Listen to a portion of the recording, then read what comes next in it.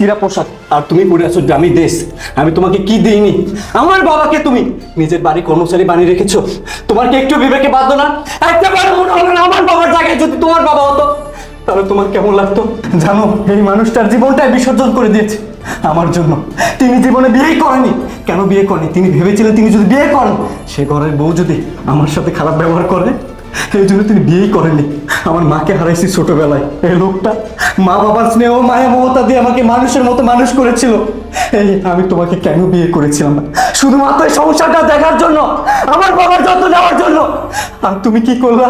বিশ্বাসঘাতকের মতো আমারই বাবার সাথে, আমারই পরে অন্য একটা ছেলের সাথে রাসলীলা করতেছো, আমার বাবাকে অত্যাচার নির্যাতন করতেছো।